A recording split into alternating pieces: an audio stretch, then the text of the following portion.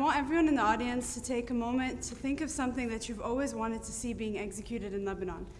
Maybe it's something that you complained about one day, or something that you pointed out while walking down the streets.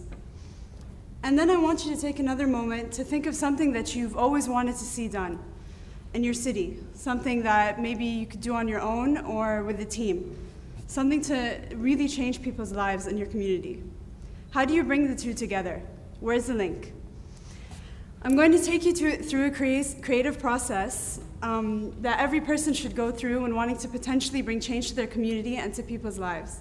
It's a simple process that consists of 3 mindsets, or 3 steps, that I feel everyone goes through at different intervals in their lives, but when sewn together can create something extraordinary that you probably never even knew you could do. A year ago, I started a group on Facebook called Strictly Dihzahyners. It was a forum for us LEU graduates to keep in touch, to share daily inspirations and ideas, and to even keep up to date with job opportunities and events. One of the inspirations that was shared on this group was this photograph. This art piece, called Scala, was executed by German artist Horst Glasker. I call it an art piece because that's what it is.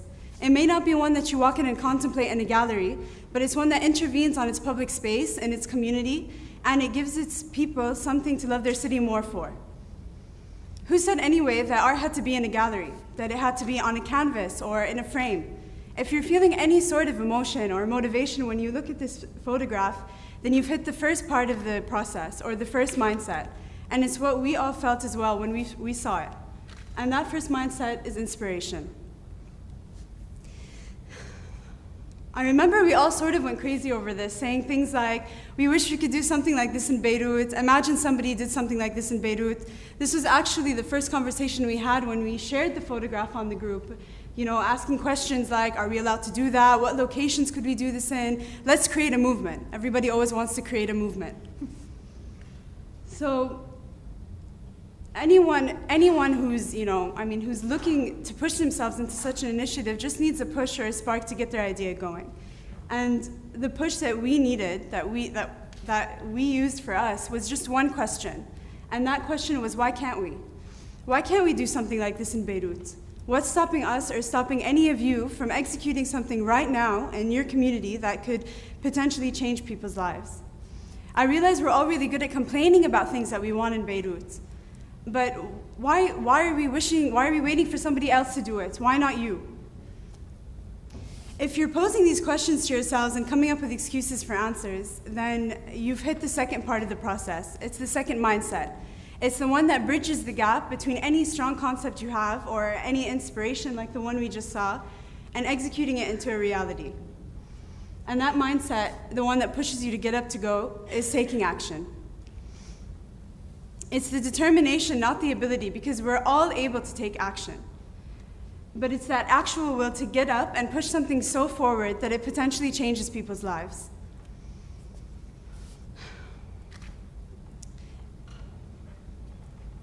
Any person who has the passion for a particular initiative has to steer that passion and that imagination and throw it out there.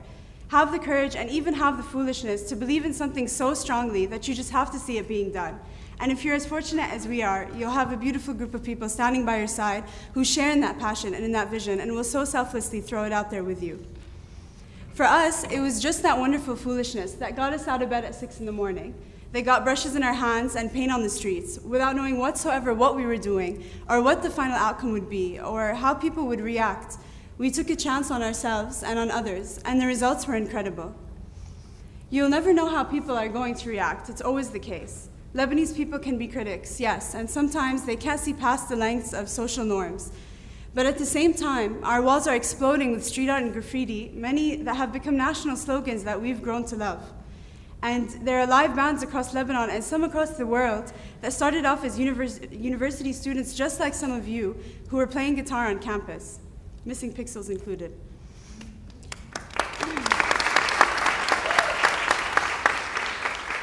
And thanks to Wasim Milki's Beirut Wonder Forest and his vision of a greener Lebanon, we now have trees growing from our roofs. The point is, any form of expression that you feel is appropriate for you, do it. Go through with it. Once you've hit that note, then you've hit the final part of the process. It's the part where you see your dream and your vision come to life and unfold before your eyes. And that part is execution. There is no better feeling than seeing your dream and your vision and what you've worked so hard for come to life. And having people who you thought would never share in that vision or would never accept it, actually share in the triumph of it.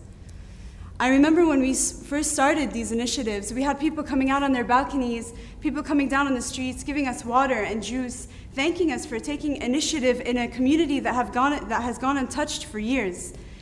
Even in our most recent initiative, older woman came down from her house and she started passing around our heads with bakhur and giving us blessings.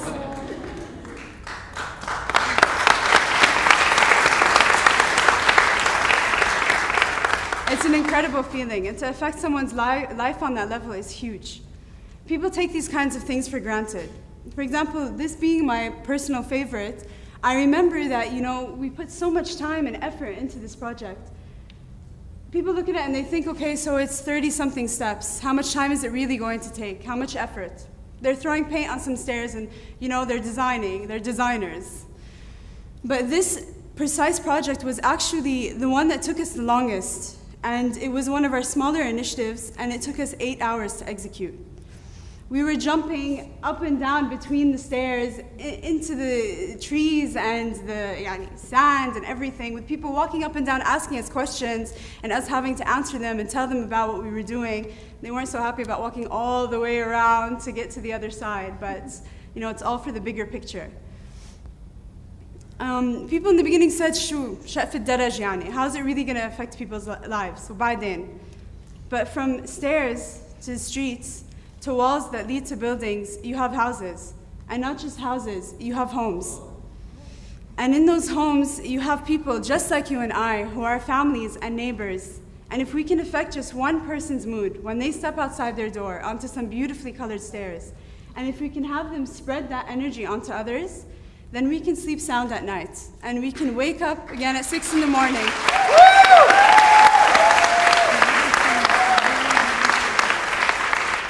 We can wake up again at 6 in the morning and continue spreading color throughout the streets of Beirut. You'll come to realize that people, they don't oppose something that you set out to do in their city. They just want to see that something is being done. They just want to see that somebody cares, because having someone care for you automatically makes them care for you back. Sorry. Remember one thing though, that you work in parallel with the people who don't see your vision just as much as those who do. They matter just as much, if not more, because in order to truly affect change, you aim to move the unmoved and to inspire the uninspired and the skeptics. The thing is that people are always going to try to tell you that you can't do something. And the strategy is not to try to convince them that you can, it's to show them. It's to give them something that they love so much that what you can and can't do isn't even up for question anymore. So take this final advice. If you don't like the answers, change the question. And if you don't like the rules, which fortunately Beirut doesn't have many to go by, then just change your game plan to something not that people will be repulsed by or that will cause a protest, but to something that will give their city something that will give them a reason to love their city more for. Listen to other people's needs as much as your own, because we've all lived in a to each his own mentality, and it's gotten us nowhere in the positive respect whatsoever.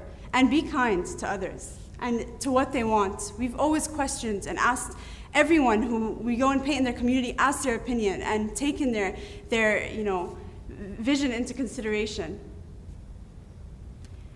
In order to